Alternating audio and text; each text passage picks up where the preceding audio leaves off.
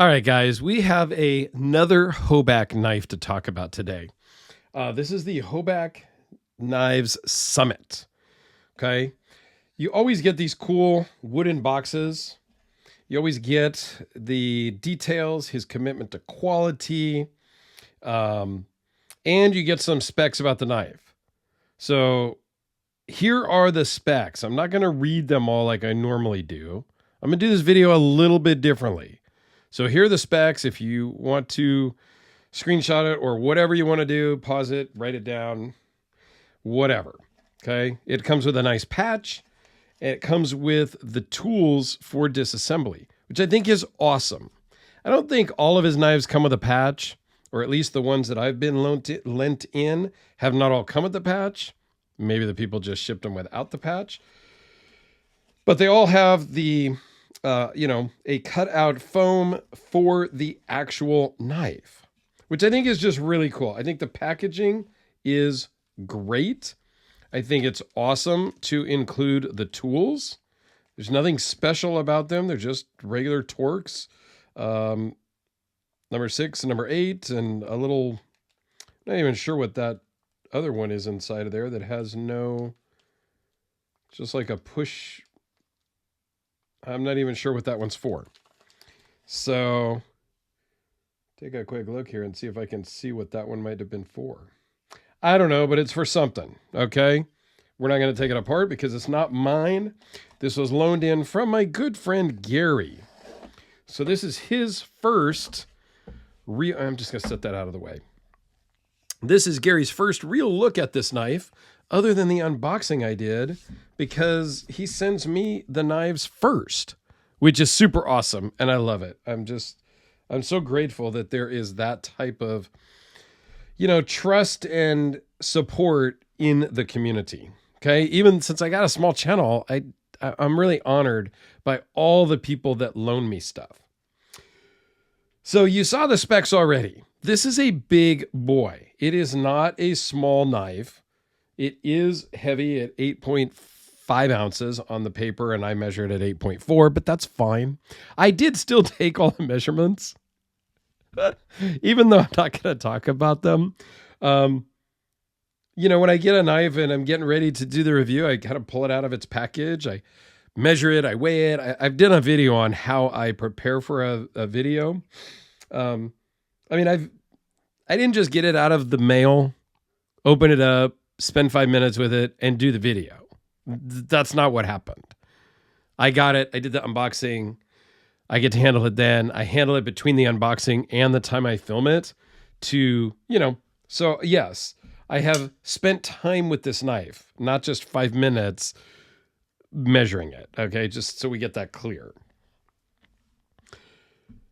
This is a cool knife.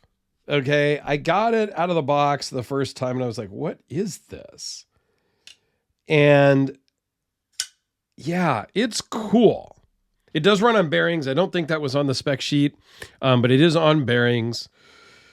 Nice DLC coated scales, nice stonewash on the blade. Let's zoom in and talk about a couple of the things. It's a very nice stonewash on the blade. It's a nicely milled out fuller on both sides of the blade. I don't really understand. He is very religious and puts Psalm 23 on all of his literature, paperwork, and all that stuff. He could have, for me personally, maybe I would have left that off the knife or hidden it somewhere else. I mean, it's not super obtrusive, but it is there. I don't have a problem with that. I would probably just prefer it's not there. So you can, it is a reversible pocket clip. Okay. It is titanium liner lock, frame lock with a steel lock bar insert. And there is internal milling, if I can get the light to shine in there. So you can see there's internal milling to make it lighter. And even at even with the milling, it's still at 8.5 ounces. So, yeah, it's not for the timid. But the blade has 0 branding on it whatsoever. So I do appreciate that, and just very small printing here on the scale. It runs super great action. Not drop shut, but nice, controlled, and fires nicely. You can finger flick it, Spidey flick it, reverse flick it, whatever you want to call it. I've talked about that several times. That's my least favorite method of opening. And I've been told that's because I don't know how to do it. Well, I do know how to do it. Okay? I just prefer not to because I think it's silly for me. But hey, that's my opinion, so it can't be wrong. Other than that, I mean, I don't know that you need the fuller. So the fuller is only really useful, in my opinion, for those guys that are going to Spidey flick it. I guess you could Spidey flick it by hitting the thumb stud, but I almost would have preferred no fuller, no milling, and just have the thumb stud be what it is. And the thumb stud is pretty comfortable. So, you know, here's a traditional or a standard type of thumb stud. It's just a round nub. On one of my Hellraisers, it is a Timascus block, if you will, that also works great. This one is a kind of trapezoidal, some sort of geometric shape that kind of fits with the overall knife. So I think it works. You can remove it because there is hardware here, and I think it's just kind of clamshelled together. But that would leave, if you were to remove it, it would leave kind of an indentation cut out on the top of the blade. And I think it just clamps around that fuller there. So it would look fine, except for the very top profile of the spine, maybe. But I think it works, for sure. So the elephant in the room, because it's a hot topic that just came out today that I'm filming, is that not all of Jake Hoback's knives are made in the USA. Quite frankly, I'm not even going to go there because I don't know the details, and I don't care. And I've seen a lot of people blowing up on YouTube and Instagram and Facebook and all of that about a bunch of drama, and I'm just not even going to go there. I'm not going to entertain it. Don't start commenting about it because I don't know anything about it. And I am going to bet that most people that are commenting and making videos don't know anything about it either. So let's just move on. So let's do a couple of size comparisons with this big bad boy, because it is a big guy, but it rides really well in the pocket, honestly.